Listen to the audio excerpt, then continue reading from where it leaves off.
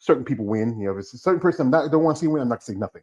But also, congratulations also to Brooke Walker, who yesterday won I believe her second Olympic qualifications. Brooke got her won it back in 2022, and then she last competed in 2023 because in 2022 she was in top two at the Olympia that year, top three, and then she dropped the fourth that year, and then we had to see her for a while. Fan of hers, beautiful physique, beautiful person. I've interviewed quite a few ladies who have been friends of her. Well, now we have the Texas Pro going on. Don't know the winners yet. Shout out to my dear friend, the lovely Mrs. Marika Jones, who did both Texas and Tupelo. The Iron Woman. Iron Woman. So, folks, anyways, quickly play from that. We have here the lovely lady, and she's another lady how I got to meet while my trip to Tampa, where I went to help out my dear friend, shout out to Eunice and Bad Rap. Bad Rap, big and defined, ripped and pumped. That's the acronym. If you want to check it out, go to the Bad Rap IG. Also, you can order stuff if you also do the man's line. She got me this nice hat. I know she said, George, where do you interviews? I will, but sometimes I might want to take it off here now. But thank you, Eunice. I appreciate you. So, folks, we have the lovely Alexandrea Blakenship, if I got your name right now. Yes, but you can call me Alex. Alex. All right, Alex. That's she's a cute little thing. Look at her. She looks so like she's like a little tiny little toy you want to play with. I know. I feel like I know. Well, I got to admit because I'm a big dude. I'm a big brother, but I'm not like a tall big dude. But she's a little thing. I feel like that Obama snowman from the old Looney Tunes. I fucking love her and call her George, and or I broke her the little rabbit. But he is IFBB Physique Pro. She just made her debut a week ago at the Tampa Bay Pro doing masters. And we're going to share her story, what got her started, and what is her plans now. She's now stepping with the big dog. So, Alex, welcome and thank you for your time. No worries. Well, thank you for giving me the opportunity for an interview. I appreciate it. I give anybody the opportunity to share their story because your ladies have a story about this is the thing about bodybuilding. It's a very extreme and serious sport.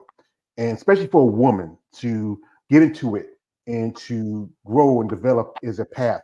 So as I often say this, what got you started? This sport, as I call it, muscle and masculinity. Appreciate So, um, I have been lifting for probably consistently.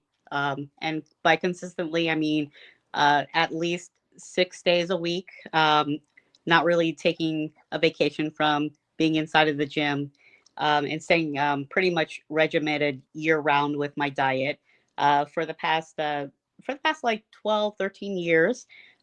What spurred me to get started with like seriously getting into fitness and going into the gym uh, was the birth of my daughter. She's 13 now, but when she was born, uh, before her, I was one of those like cardio bunnies. I'd be in the gym maybe like twice a week, if that, or maybe even three times, and I'd just be one of those girls who were just go work out here, go work out there, no plan really, but mostly just doing cardio. And and not really knowing a whole lot about about lifting weights, and not really per se like into fitness or even bodybuilding. It wasn't even on my radar at that point. But back then I was maybe a little over 100 pounds, close to 110 pounds. uh, at the at the time that my daughter was born, right before she was born, I was a little over 165 pounds. And after she was born, maybe about 2 or 3 months after post birth, I was still like 140, almost 150 pounds. And so I knew that I had quite a bit of weight. I had gained quite a bit of just excess weight. It wasn't the baby at that point anymore. It was just what I had gained while I was pregnant. and and Yeah, it was a huge wake up call. I came away from being pregnant, after giving birth, with just overall like high blood pressure. I was in the beginning stages of like hypertension, things I had never even experienced before, really. And and I knew that I needed to start getting back at least to the starting point. So when I was able to start getting back into the gym consistently, and I took a real rein in on my diet. It took a little over 2 years for me to get back into shape, but during that getting back into shape, I had been I went on to bodybuilding.com back when they had those free training programs that you could kind of sign up for through their app. And I was just following their lifting programs. And I just really found, I immediately kind of fell in love with like lifting weights, progressively lifting stronger and stronger as I followed through the program. And so I was just in love with it. And so that started the whole obsession with just, making it part of my daily routine of making sure that I had the fitness going, and I started also taking just a really a really huge interest in like learning more about nutrition at that point as well, and like not only to I guess maximize and improve my health, but really it's like understanding how your diet affects not only just like your body composition and your overall health, but how you know how it affects everything else, all the other health markers that you may not pay attention to until you unfortunately start getting diseases and symptoms of things down the road. So uh, it wasn't until 2020, around actually right after pandemic had officially started in the US, and I decided to get into my very first contest, and that was with OCB. Um, it's a drug tested natty federation, and I had placed second overall in women's figure in that competition. Um, and then I continued to do a couple of more until I ultimately got my pro card in figure with OCB. I did a handful more shows with OCB and also with INBA. My first show with INBA, I got my pro card there as a wellness athlete. I once wellness division I guess came online for NPC. All the other divisions like very quickly followed in opening up their own divisions. I personally love the look of the wellness division. I think that is not just sexy, but like I love the proportions, especially with having such a huge focus on the legs, a V tapered in waist, and a little bit more muscle than bikini has on top. And I think that is just like the perfect female look. So that was a physique that I had been back in my mind just like chasing for a while. I knew I didn't really fit into figure. Being a shorter girl, the figure division, in my opinion, usually favors the taller women who have an extreme X shape or just the tapered waist, and long legs, not particularly thick legs. That usually tends to kind of mess up the overall symmetry when you're a figure athlete. And so I looked at wellness. I was training towards a wellness physique for a good 2 years, and also competing in there, and throwing in uh, some NPC local shows as well in there, while still competing uh, with OCB and PNBA. PNBA is the professional league of INBA, but um, after after I started getting into some NPC shows, I really saw the level of competition there. Um, with um, with with natural shows, you know, it there is something to say for athletes to achieve that level, completely natural. But everybody and their mama will tell you. when it comes to NPC and even the IFBB, those those leagues, those federations, the class of athletes are out of this world. There is nothing that can compare to them. So when I started competing in there, I was kind of just like blown away. And also, also, I say that I was blown away and amazed, and it motivated me even more, because I got knocked off my pedestal with the natural leagues. It was it was kind of, I don't want to say it was easy. It was easy to, be at the top. I was already kind of like a big fish. I had been lifting for so long as a lifetime natural. I had a lot of muscle already developed at that point that I had started competing with, the natural federations. But once you get into NPC, dipping your toes in there, and I just got knocked off my little pedestal. I was like, oh, I'm not the big dog anymore. I'm not, by default anymore.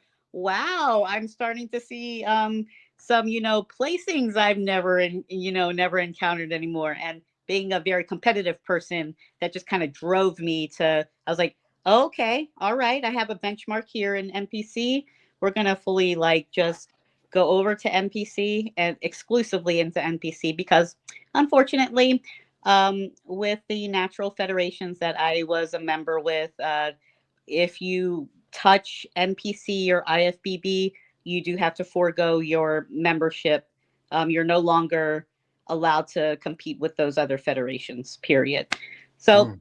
I decided, I actually got booted off of an OCB show because they had found out that I had competed with INBA, which is the other drug tested natural federation. They didn't like that too much, so they canceled me off of a show for that one. And once I showed up on NPC News Online with my little competition photos, when I started competing in some local shows, it was there for all to see. So I was just kind of kicked off completely with the other feds. So Yeah, that I knew it was going to happen. So that kind of happens also in the IFBB because a while back there was a competitor who was at a show. Even he wasn't there competing; he was just there with a client. And sometimes they have strict rules about even with their pros be at the shows. Some shows with OCB, I think they give them a little allowance because I know my man KL Wanda, he goes to OCB pros because he lives in New York, and mhm. he ran to later interview a while back. Michelle Moon, who is an IFB pro, she was there, with a friend and supporting a client. And OCB, I've interviewed some ladies from OCB. It's a different level because natural bodybuilding takes a lot more time compared to the more enhanced competitors.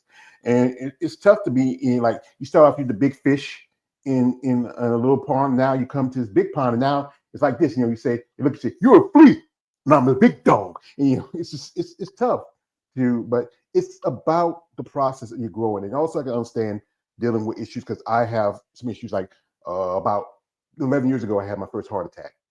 Oh, It was just right before my 40th, just right a little before my 40th birthday. And I have a pacemaker, had for at least 11 years. That's about 11 years coming up around about a month after next. And also, I deal with stuff because of genetics. My mother, she was diabetic. One of my sisters diabetic. Our family has issues, and that's tough, especially after having a child. It changes your body because this is somebody who depends on you and is feeding off you, and then habits sneak in, especially when it comes to food. But that's the thing about bodybuilding. It's the process of eating and nutrition that's very important. yes. Yes, it is. Mm. Because the saying is true. You cannot outlift, you cannot outrun, you cannot outtrain a bad diet. And that diet controls 80+% of what you ultimately look like and how you ultimately are able to perform as an athlete Hmm. altogether. So yeah. Yeah, that thing is, it's also you have to be consistent with your diet. You can't, change too often. You have to follow certain lines, macros, all that. I'm a big dude. This is one thing I remember because, like yourself, I was at one point at my highest weight. I was at actually 480, and because I was talking with you earlier, I was thinking my mom, and sometimes food is a comfort. and also, Yeah. especially when you go into stress stuff, because you feel so like, you need something. Sometimes we're on the road doing this, doing that. Sometimes my mom like eat certain things, and I eat with her. But but when she passed, I said, you know what? I saw a picture of myself. It was like, at the funeral, sitting in a chair. My sister took a picture of me, and I looked at it, I said, God, I'm not that big. I'm still a big dude, but still, it's just I'm right now. I'm sitting at 405, and I wish I could do more because I got issues with my knees. Like when I came on my trip, my knees. I felt like the late Ozzy Osbourne. Sharon, rest in peace, Ozzy. And I do try to eat a little healthy, but sometimes I'm not perfect. I'm not. Yeah. Yeah. And So it's always I think that's a huge that is a huge aspect about how like food plays a role with us, especially like when we deal with traumas throughout childhood, and food becomes food at some point becomes a it helps alleviate something, or during that process of getting a trauma. And you know we we continue to grow and develop, and those are kind of at the very least in subconsciously kind of baked into us. And so we subconsciously respond to if if we've used food as a I guess a comfort, in it as a child, then we will continue that behavior. We may not even realize that we're doing that, growing up as adults. And it's those hard baked in subconscious things that we've developed and grown, we've brought in throughout into our adulthood. Those things are very hard to change or modify, you know if if that type of behavior, going to resorting to food, um, starts causing us issues with our weight and what have you. It's one of those things that you can't just say, well, you got to stop, stop eating so much. You'd solve the problem if you stopped eating. Well, we're humans, and you know, unfortunately, some of our behaviors, like I just mentioned, they play a part in making sure that we continue to do that behavior. So it's really hard to break or modify or change that up on a dime. You're a full grown adult. You've honed in on that behavior, for most of your life, and now you're having to change it. So that's a really hard thing to have to do. So, and unfortunately, you know, you are speaking to the choir, as far as like how much of a struggle it is to kind of like get out of your state. Um, I will say, as a child, up until I was in my early to mid 20s, around that time I started becoming the cardio bunny that I mentioned. But I was actually overweight, almost obese, from the time that I was a child all the way up until my 20s. Um, and my like half of my family, my dad and his entire family, they're from North Carolina. Type 2 diabetes, cardiovascular disease, cancer, usually for women ovarian, or for men prostate cancer, and hypertension, but most importantly the cardiovascular heart disease. They were huge genetic runners in the family, and everybody had type 2 diabetes. And everybody would die usually around age 70 or younger, either from heart disease, and with that heart disease, a heart attack would finally get them, but or type 2 diabetes related medical complication, um, or cancer. One of the yeah, cancers. So I can feel you because like I'm from North Carolina, my family, and this also we grew up, like how food is like. What's your ethnic background? I'm half black, half Korean. Oh, well, that's amazing. It's very ancient. Bleed. Your sister, but also your soul sister. So, Yeah. so, Yes, soul sister. Yeah. so, like, who was your father was black or your mother? Yeah, my father is black. He was in the Air Force. He Oh, got stationed in Seoul, Korea, actually, and that's where he met my mom. He was stationed there for a couple of years, and they got married. And he decided that they were going to come back to the U.S. He after he finished his tour of duty over in Seoul. So they moved back stateside, and yeah, uh, they did get divorced. Maybe it's been probably a good 15 years now, but but yeah, uh, yeah. yes, like I said here, my parents, my mother and father, my mother married my father when she was 16, and my father was 20. I got a sister, she's actually about 17 years older than me. Actually 16, because she's turning 67 this year. So yeah. And they were even though they're together for 55 years, my dad was living in New Jersey. He got another daughter, another woman. And mom was down here in North Carolina with us.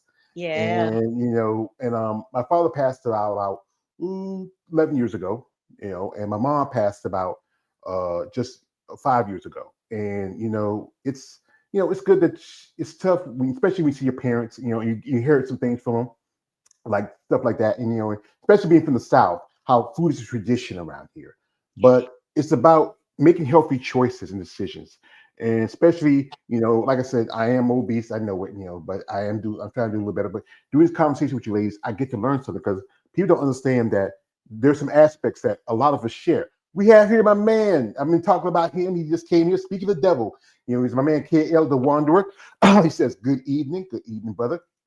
And yeah, I mean, it's tough about that. But then the whole thing with bodybuilding, it can be extreme, especially with because like, what's your dimensions, your height, your build? What you sitting at right now? It's just post to your show.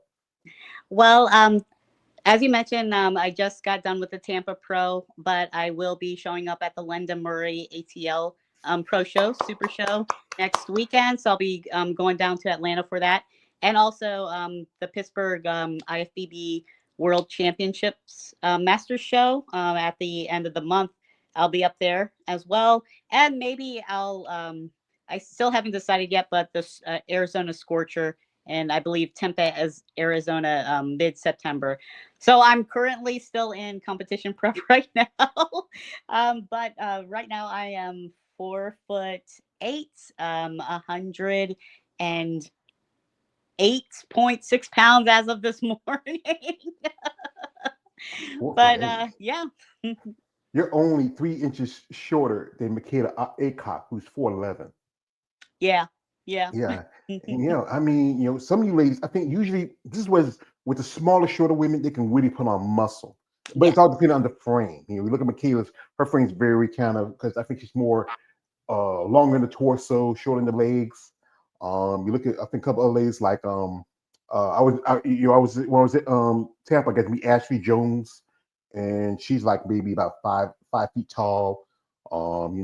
I saw Derek Lungford. That dude is short. He's, I'm taller than him. He's like you. But a lot of these guys and dudes in bodybuilding, they're kind of short. We have here. This is, I think, this is Feliciana. Hello, Feliciana. I believe that's her. She is a pro boxer. I interviewed. She's fire. I interviewed her yesterday. She's a great lady. I hope to see her. She also has competed in bodybuilding for a bit, and that's the thing about it. Nice. The sport can be a lot of work, dedication, support is good. Like you mentioned that you have a daughter. You have a husband too. Yes, we're currently separated though. Yeah. Oh yeah, I'm gonna get to that. And that's the thing about it. I've talked to ladies that tell me stories that sometimes doing the sport can change the relationship, because what you're doing, you're changing the aspects of what is considered a woman and feminine in their mindset. And some men are not comfortable with that, with their women gaining muscle and building their bodies, and sometimes changing their habits, because some guys are traditional. But the other day, I had a couple on here. They were at as I mentioned, Tiana Flex and her husband Tony. They work together, train together.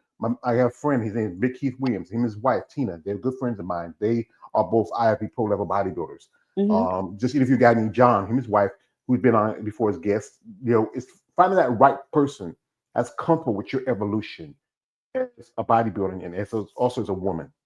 Yeah, I completely agree, and that is difficult and tough. I will say that a couple of years ago, uh, that was a point in my a point of contention in the marriage. Me continuing to lift weights and be obsessed in the gym about it. And when my soon to be ex saw the change in the physique, um, me continuing to put on muscle, and even as a natty athlete, I don't particularly think that you could really fall into the, oh, she looks bulky, she looks like a man face, man, What? that type of gear that is normally This, associated I'm gonna say it like this, with Mr. T. us. But Folks, this yeah, is not a man. This is a very attractive young lady. yes, She has yes, a child. Like I said, I'm gonna pull some pictures I found earlier, and this is what I love about you ladies. Like this one she sent to me here a while ago. It's a freaking friend of her took some shots for her here right there. Now, if you don't find that sexy, I don't know what's wrong with you. And thank- also this one here, in the water. Oh yeah, I want to get in there and swim. I want to dun. And this one here, it's the cutest one. Here's this one right here. Oh my God, those big doe eyes. Who can't fall in love with? Like, I want to take you home and treat you like a little toy dolly. I just say like this. Here's the thing about this: with guys who say that, are usually guys who are intimidated by women like yourself.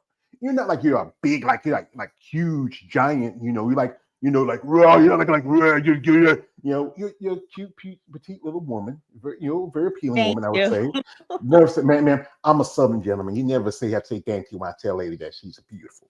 But I think people are just not comfortable with it. And if this thing with your ex, if that anything, maybe I know couples who start out like that when they were kind of, but then you get to the gym together and found a passion. I interviewed a lady the other day where her and her husband, they were both competing at the Tampa. She was competing at the amateur show. He was competing in the pro, Yeah, and that's good bonding. But the thing is, you have to be willing and wanting. Like this, like when I kind of I have a little side to me sometimes. Like this, if you want to join me, you have to be willing and wanting. Sometimes even the devil don't take souls without accepting his rules. But that's the thing is, you have to be understanding. This is something that's for you. After yeah, yeah. you found something that really passionate about it. It's not like you're neglecting him, but if he's not willing to step up and be a part of that, then that's on him. Yeah, yeah, that's true. That's true. Yeah, Yeah. yeah, yeah. But yes, that is one of the that's that's a huge that's a huge dream of mine, going in whenever I'm ready for the next relationship, I'm like, he has got to be in love with the same gym lifestyle. And that is real couple goals. If he can also compete, and like we could do like couples vacations as like going to travel to compete in the same show. Well, that's a great dream, but let's say that let's have a man who says you want somebody to love you and to share you. And the other stuff Yeah, that he should love about you, he should love that. It may not be him, might not be things. Like I said, no other guys who love their wives and you support them, but they're not into the body being a part of it, but they love them because they support them. But that's the one you want somebody to love you and to share you with yourself. So, folks, what we're gonna do here is while we got the lovely Alex on here, we're going to jump to her social media for a little bit. You want to follow her? Her links in the description of this live.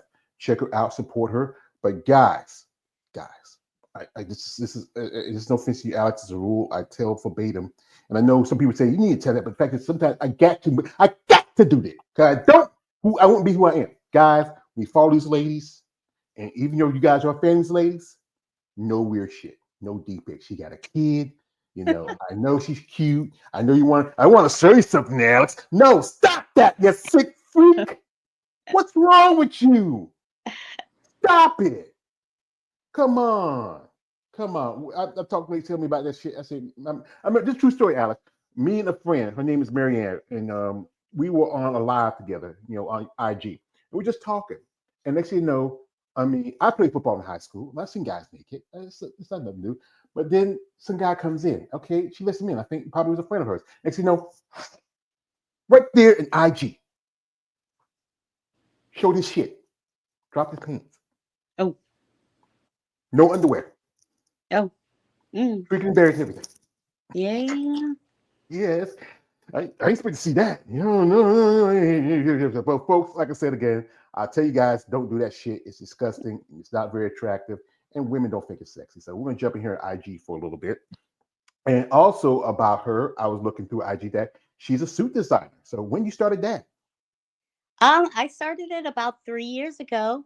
So I've always been a crafty person, and I've always been a frugal person. So when you look up when you are a female athlete and you're looking to buy a competition suit, uh, you'll very quickly find out that this sport overall is expensive, but it's more expensive for the ladies because suits usually cost anywhere from a couple $100 up to well over $1,000. So I knew how to sew.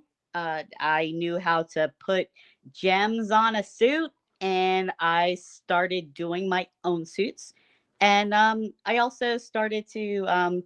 started to make suits for other folks. And I thought, hey, why don't I try to open up a competition suit shop where I make some basic posing suits, some higher end, what I call base suits, uh, which are the suits that don't have gems on it, but they allow you to uh, they allow you to put on gems yourself if you want to do that whole process yourself, or if you want just like a nicer end posing suit.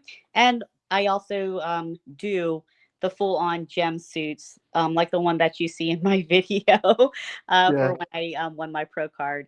And also, yeah, I do men's posing trunks. Um,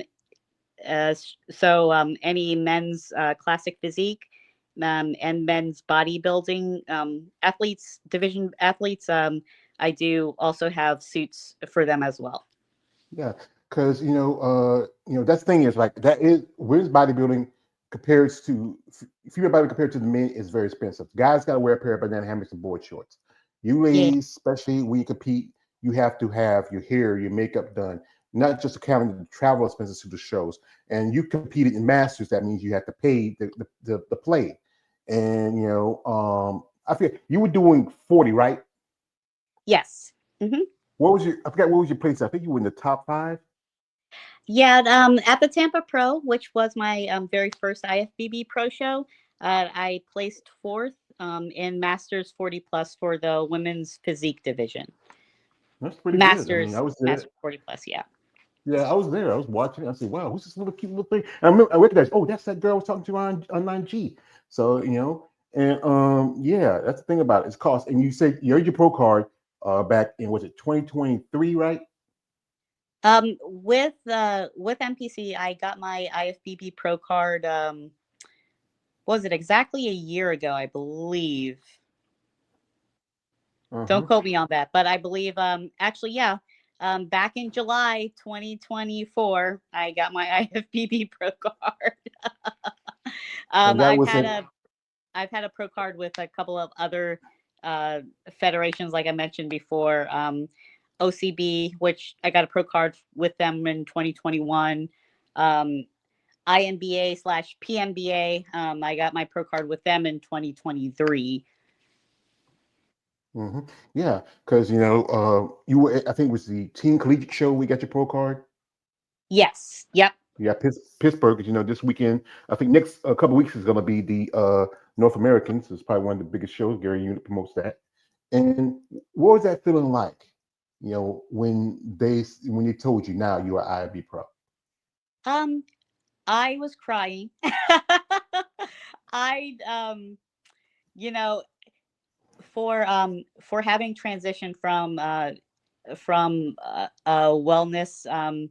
wellness athlete, and prior year trying to do wellness with NPC and getting some of the worst placings I have ever experienced, and going through quite a couple of pro qualifier shows or national level shows as wellness, and just getting downtrodden and demotivated, coming back as a women's physique competitor, and actually stepping up on stage and getting my pro card finally. I was crying. I was surprised actually, because I was expecting, you know what, this is going to be another, another letdown. But I'm going to emotionally get myself ready, and we will commit to grind again, keep showing up, and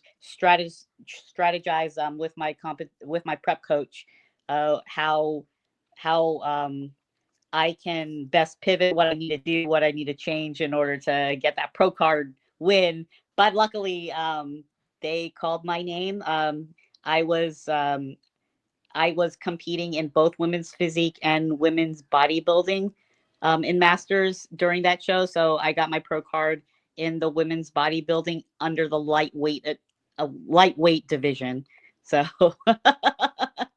but yeah, I was super excited. I was super pumped. I know usually some folks they like to take a full like 2 years plus off before they do their pro debut, but I've never I've always been quite an impatient person. So I decided, hey, I'm going to give myself a couple of months, and before I step back into prep mode, and we will step on stage again.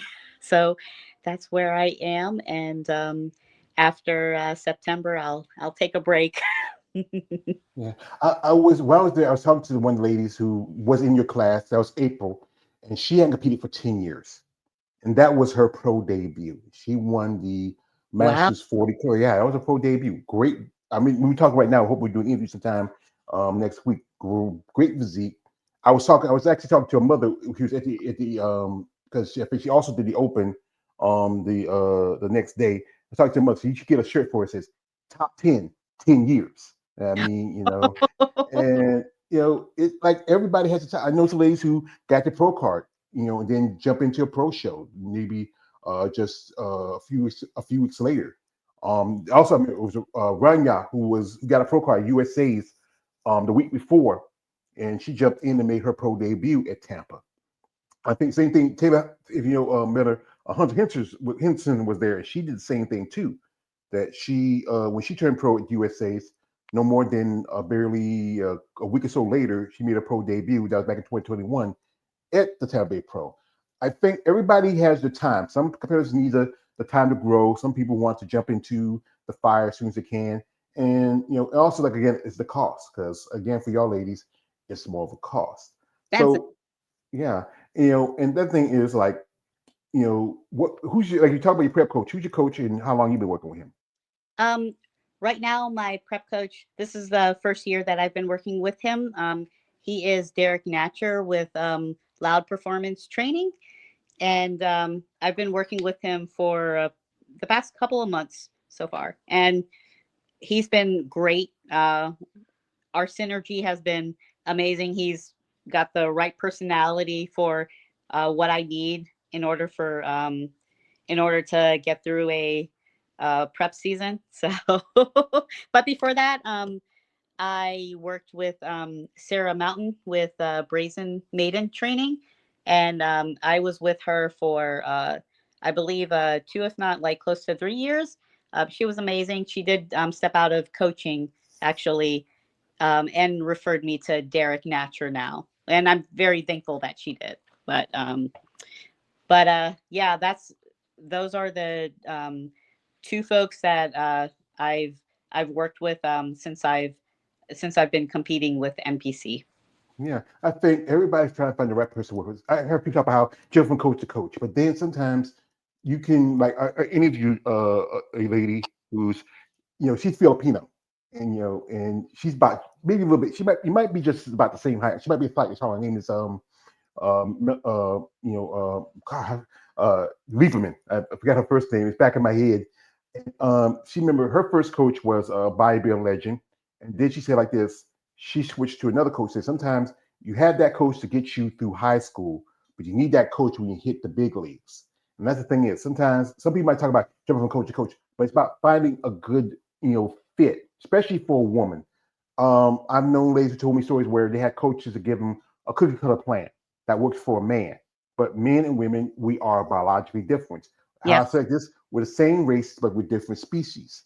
What works for a guy, because guys, we have natural testosterone. We can, like, when one time I lost weight, take me long to boom, because once I get motivated and get exercise and follow a good diet, boom, I can drop a lot of weight. But women, because y'all have high BMI, it's adult, you have a child, you have most of your weight's going to be hips, your thighs, your breasts, the parts where it's going to carry it more, and it's a lot harder. But it's good to find somebody understand, because a lot of people go think about bodybuilding. It's just pushing steroids, and you're looking like this and big, and you sound like Arnold, getting the chopper. Yeah, it's not a tumor. If you kill it, you must bleed. But there's more to it. When I, conversations people tell me, if because you were doing natural, and the natural is a lot harder because you have to find ways, because when you use performance enhancers, it helps you for recovery. But when you do it naturally, it takes you a lot longer to cover because you have something to help with the aches and the pains. Quick disclaimer, I am not natty anymore. just I just don't want to confuse folks out there. Well, that that's a good. we jumped off of that ship back after I left the other federations. So, Yeah. once I got online, once I got in with NPC and I saw, the competition level, I was like, game plan, let's go. I want to be an IFBB pro. I understand what that's going to entail or take, and let's do it. Yeah, well, I know some ladies. I believe some ladies who are still natural and clean in the IFBB NPC. It's a lot tougher, but Yeah. they are determined because and also the IFB NPC are trying to open more natural. It wasn't just about a couple of months ago. The Pittsburgh Pro had a natural pro qualifier. There's going to be a show coming up in I think in another month or so, which is the Ben Weeder Natural Show. It's named Yep. after Joe Weeder's brother. Natural. OCB. I have a lady. Her name is Nicole Strauss. She's a friend of mine. She's a OCB figure pro. She's gonna make her debut in about a month or so. But like I said, best thing about it, it does help you with recovery. It does help you to get over it. But most people hear talking about pads and steroids, but that's what they are. It's not like back in the day you see some guy shooting in the bathroom. Sometimes if you have a cycle, you're not on it every day. You're only on it when you are competing because you need that extra boost to keep you going. Hmm. Mhm. Well, we got here, shout out to my man here, Dylan McCain coming through. He uh, also Alexandrea, you look great. George, You. love your show, buddy. Appreciate that, man. I appreciate that.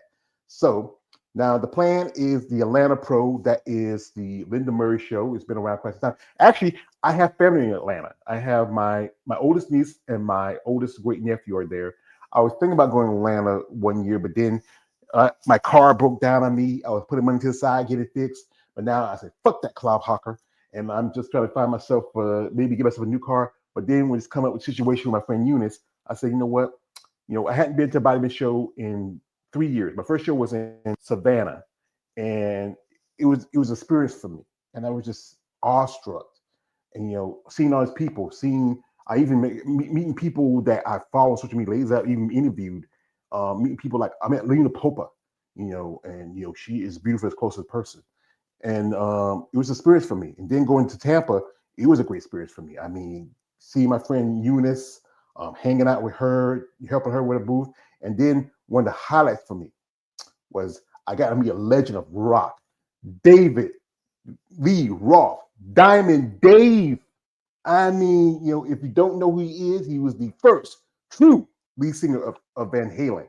And especially coming up, in the 80s, Van Halen kind of crossed over to the urban market because, Eddie Van Halen was playing the synthesizer. That was not very popular in rock. Yeah. But it was a great experience for me. And then get to see you and talk to you and several other ladies while I was there. That's awesome. I was like, who's that? Who's this guy? You were born in 80. I was born in 70. That means I'm gonna be 51 this coming There's only barely I think a good You yeah. are not, you were no. You were I know. not 51. I was born No. 1970. I was born November 1974. Y'all, when I met this man in person, face wise, I was like, okay, young